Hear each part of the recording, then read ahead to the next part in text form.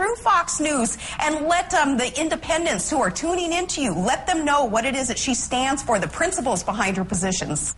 It used to be that new candidates were advised to brush up on the issues so they could handle questions from anyone, even tough questions.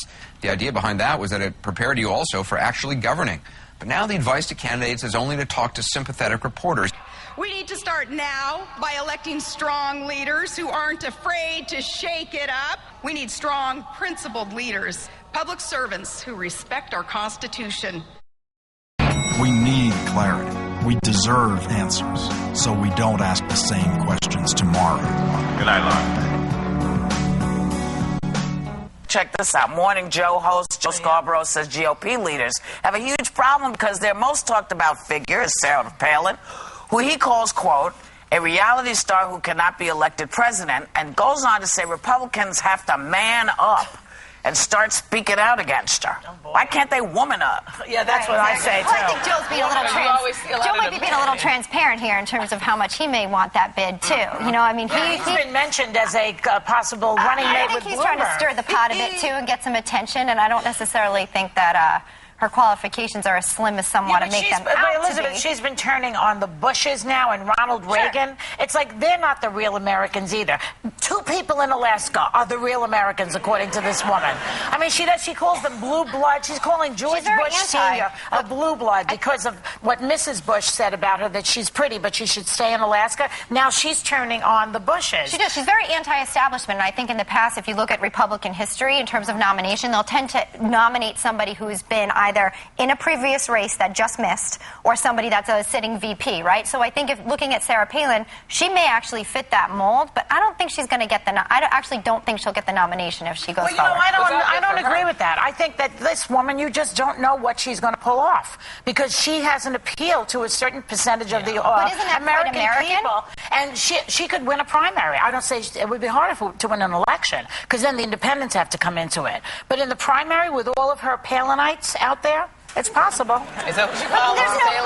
There's no different than, I mean, she in a way was sort of a newbie in a way, it would be like the Republicans taking on that newbie sense like the Democrats did. They may actually take a nod from them and nominate somebody who we not have heard a lot about, you know? We saw that in Barack Obama, who's now our president. I think it's a great thing that someone who doesn't necessarily go with the flow or have been in the press and political mainstream for a long time get the nomination. This idea that she is, you know, that she's a maverick is kind of wafting away now because she is becoming a moneyed person because she's doing a lot of different stuff. She's raised a lot of money.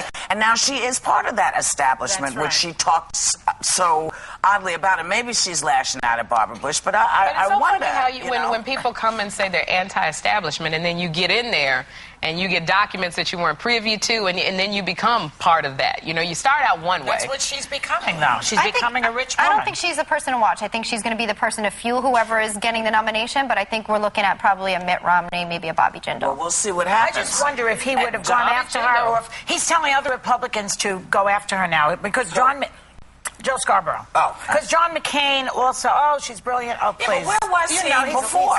I mean, where was he before? I mean, was he always anti-Sarah Palin? No, he wants to stir the pot because he wants to get a nomination, too. I think so. I love you, but I know he's right, too. She's extra sassy these days, too, because she's winning. All her mama Grizzlies are winning. And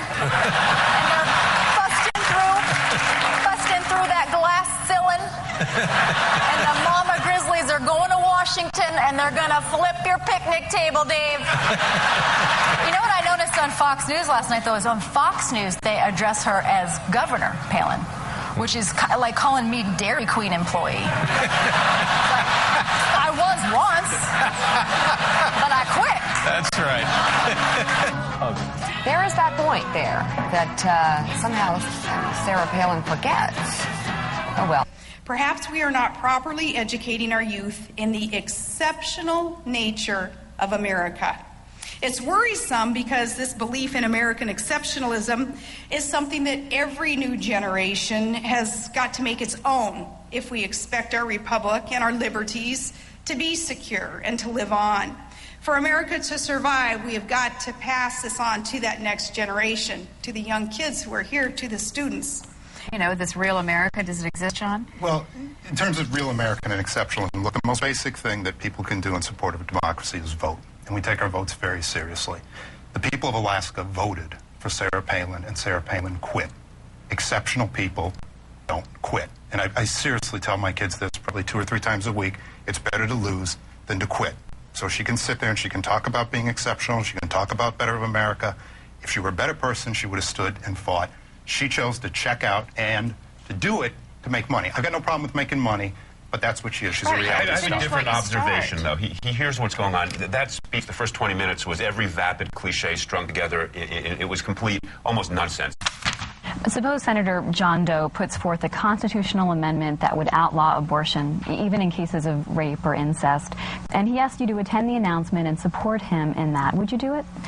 I would. Yes, a proposal like that, I would stand by it. Let's be completely clear about the facts here. There is no place in the world and no time in history where restricting women's reproductive rights makes a people or a nation more free or more equal. These extreme positions on abortion are, without any question, a war on American girls and women, and the fact that there are women who are both complicit and participatory in it is really neither surprising nor unprecedented.